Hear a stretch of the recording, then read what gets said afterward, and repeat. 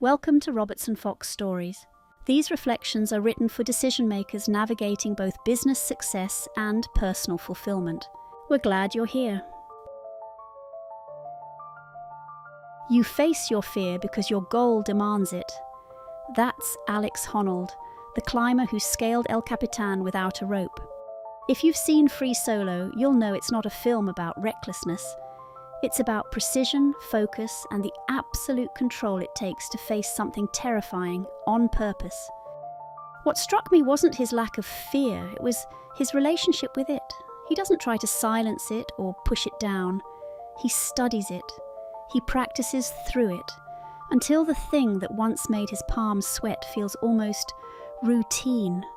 That idea, expanding your comfort zone through repetition, is powerful, it's practical, and for leaders, it's personal. Because we might not be hanging off a rock face in Yosemite, but let's be honest, running a business, leading a team, steering through uncertainty, it can feel just as exposed. And that's what I want to explore today, how we face fear and what focus really demands of us. In Free Solo, there's this contrast between Alex and his wife, Sunny. She finds meaning in happiness, connection, relationships. He finds it in performance, in pushing himself to the edge. Both are valid, but they pull in opposite directions. And it got me thinking about leadership. How often do we sit right in that same tension? The drive for performance, results, targets, growth, pulling one way, and the pull toward fulfillment, purpose, people, presence, pulling the other. This tension between performance and fulfillment shows up everywhere in leadership. I see it in executives who chase metrics while their teams burn out. I see it in leaders who prioritize culture but lose sight of results. Both extremes create their own kind of suffering. The secret isn't choosing one over the other. It's understanding that peak performance and deep fulfillment aren't opposites. They're partners. When people feel meaningfully connected to their work, performance naturally follows. When teams achieve challenging goals together, fulfillment deepens. Lean too far into performance and you burn out. Lean too far into fulfillment and you can drift.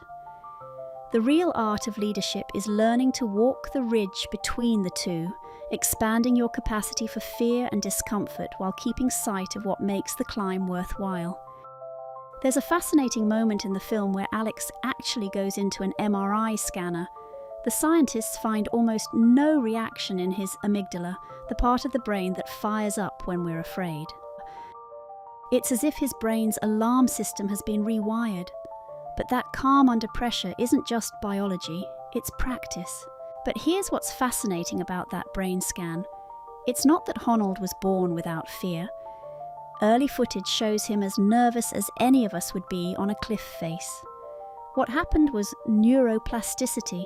His brain literally rewired itself through repeated exposure. This is crucial for leaders to understand. Your comfort zone isn't fixed, it's plastic. Every time you lean into discomfort, whether it's giving difficult feedback, making an unpopular decision, or standing behind a risky strategy, you're literally reshaping your neural pathways. He rehearses every move until it's embedded. He knows exactly where the fear will hit, and he prepares for it. That's how he turns fear from paralysis into focus. The same principle applies in leadership development. I've seen executives transform their capacity for difficult situations by creating what I call controlled exposure protocols. They deliberately seek out smaller versions of their biggest fears. Afraid of public speaking? Start with presenting to your team. Worried about difficult conversations? Practice with lower stakes situations first. Fear making unpopular decisions? Begin with smaller choices where the consequences are manageable. And there's a lesson in that for anyone leading through uncertainty. Before you tackle something big, a new market, a restructuring, a bold strategy, map the landscape. Name the hard parts. Think about it. In business, we spend enormous amounts of time managing financial risk, operational risk, reputational risk. We have entire departments dedicated to it. But when it comes to psychological risk, the fear of failure, of looking foolish, of making the wrong call, we're often flying blind. Yet, psychological risk might be the most expensive kind. It's what keeps us from having difficult conversations. It's what makes us delay tough decisions. It's what turns strategic pivots into crisis management because we waited too long to act. Because once you can see fear clearly, it loses some of its power. Then, practice discomfort. Start small, build tolerance, repeat. I remember working with a CEO who knew his industry was shifting. He could see digital disruption coming from miles away. But for 2 years, he hesitated to make the call on restructuring his traditional business units. Not because he didn't understand the numbers, he did, but because he was afraid of the backlash from long-term employees, investors, even his own leadership team. When he finally acted, it was under pressure. The transformation was messier, more painful, and more expensive than it needed to be. His fear of short-term discomfort created long-term damage. That's the tax fear levies on leadership, and it compounds over time. Our brains adapt to what we expose them to. What first triggers panic eventually becomes familiar. That's how growth works, one deliberate exposure at a time. So how do you practically build this capacity for fear? Let me share 2 techniques I use with leaders who want to expand their comfort zones without reckless exposure. I've started asking leaders in my groups a few simple questions. What can you control? What can you influence? And what sits outside both? First, emotional pre-mortems. Before entering a high-stakes situation, visualize not just what could go wrong, but how you'll feel when it does. Most people avoid this because it's uncomfortable. But when you rehearse your emotional response to setbacks, they lose their power to derail you. It sounds basic, but it's a game changer. When we focus on the first 2 and let go of the third, we stop wasting energy fighting what we can't move. Fear shrinks, focus sharpens. Second, micro courage practices. Every day, find one small way to lean into discomfort. Send that difficult email, ask that challenging question in a meeting, make that phone call you've been avoiding. These tiny acts of courage compound over time, building your capacity for bigger challenges. There's something else Honnold demonstrates that's crucial for leaders: presence under pressure. When you watch him climb, there's no rushing, no panic, no wasted energy.